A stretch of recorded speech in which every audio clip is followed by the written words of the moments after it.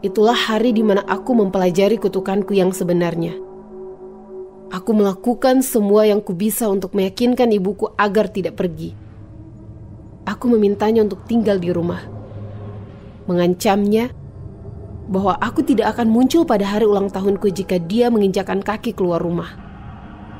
Berkat desakanku, ibu setuju untuk tetap tinggal di rumah. Dia tahu bahwa sesuatu yang buruk akan terjadi. Dan dia tidak mendesak lebih akan hal ini. Akhirnya, kami menghabiskan malam dengan menonton film. Kesenangan yang sebenarnya tidak ada artinya bagi seseorang seperti yang tidak bisa mengingat detail kehidupannya. Tapi aku tetap gembira.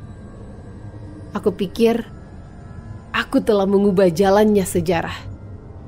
Ibuku tidak pernah keluar rumah. Dan akibatnya, dia tidak pernah ditabrak oleh pengemudi yang mabuk itu. Tapi itulah lucunya nasib. Tidak ada yang bisa menghentikannya. Pada akhirnya, usahaku tidak membuahkan hasil.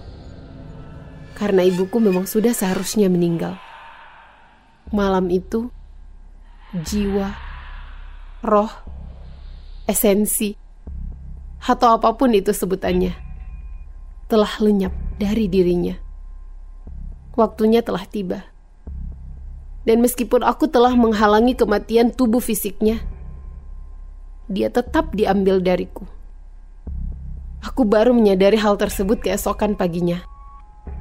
Aku tahu ada yang tidak beres ketika menemukannya duduk di tepi tempat tidurnya. Namun dia tidak responsif dengan apapun. Tidak ada dokter yang bisa menjelaskan, karena semua kondisi vitalnya baik-baik saja. Secara fisik, dia sehat. Namun jiwanya sudah tidak ada. Hari itu aku belajar bahwa aku tidak bisa menyelamatkan siapapun yang telah menjadi korban penghakiman takdir yang kejam. Pada akhirnya, setiap kali aku mencoba melakukannya, itu hanya memperburuk keadaan. Bagian terburuknya adalah aku tidak pernah benar-benar mengetahui bagaimana kematian ibuku seharusnya terjadi. Itulah satu-satunya kenangan masa lalu yang masih kuingat. Padahal seharusnya kutukanku tidak berjalan seperti itu. Dalam memoriku, dia dipukul oleh pengemudi mabuk. Tetapi menurut setiap dokumen kematian yang ada, dia menghabiskan tahun-tahun terakhirnya dalam keadaan koma. Sekarat, hingga tubuhnya akhirnya menyerah. Pada saat ibuku meninggal, pacarku telah mengetahui tentang kutukanku selama bertahun-tahun. Dan dia memutuskan untuk mengambil alih tugas dalam mencatat hidupku. Setiap peristiwa, penting atau kecil, dia tuliskan ke dalam buku catatan yang sama yang dibawa oleh ibuku selama bertahun-tahun. Sampai hari ini, aku tidak tahu apa yang telah kulakukan sehingga pantas mendapatkan laki-laki yang luar biasa ini. Meski hidupku rumit, dia tetap mencintaiku. Rasanya aneh sekali. Setelah mengenal satu sama lain sejak kecil, saat dia mengenalku, aku malah melupakannya. Saat kami pertama kali bertemu, aku tahu kami akan menikah suatu hari nanti. Tentu saja aku melakukannya. Aku sudah memiliki setiap memori yang tersimpan di pikiranku, meskipun kami belum melakukannya. Mungkin itu jugalah yang memungkinkanku untuk bertindak lebih percaya diri daripada diriku yang sebenarnya. Atau mungkin takdir memang berperan dalam hubungan kami. Aku tidak tahu. Tapi saat kami memasuki momen di mana rasa suka itu mulai bertebar, kami memutuskan untuk berkencan. Bersama-sama, kami berbagi semua pengalaman pertama kami. Meskipun sekarang aku tidak ingat satupun dari hal itu, aku tetap bisa mengingat perasaan yang terkait dengan setiap peristiwa itu. Aku mencintainya dengan sepenuh hati. Meskipun kehilangan beberapa kenangan yang aku miliki tentangnya setiap hari, yang membawa kita hingga ke hari ini. Malam itu, kami tidak bisa tidur. Dia tidak tahu kenapa, tapi sesuatu terus mengganggu pikirannya.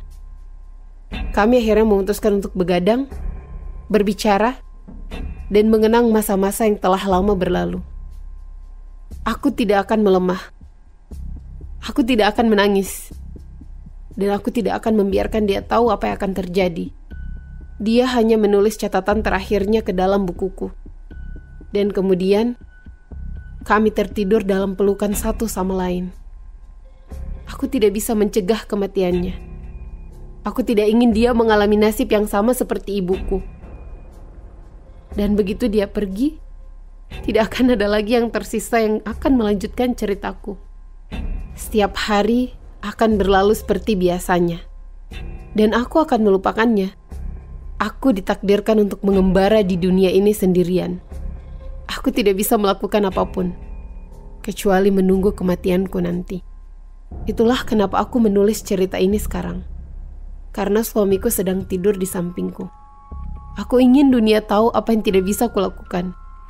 Aku membutuhkan seseorang untuk mengingat ceritaku. Untuk mengingat bahwa aku pernah berada di sini. Aku tidak menyesali hidupku. Karena terlepas dari segala rintangan, itu adalah hidup yang bahagia, yang dipenuhi dengan cinta, meskipun ingatanku hilang setiap harinya. Dan meskipun aku tahu, aku akan lupa pernah menulis cerita ini. Tapi aku tahu, aku telah meninggalkan jejak di suatu tempat. Hidup bukanlah suatu kepastian. Jangan menganggap hari esok akan selalu ada. Karena mungkin itu tidak akan pernah datang lagi. Selamat tinggal.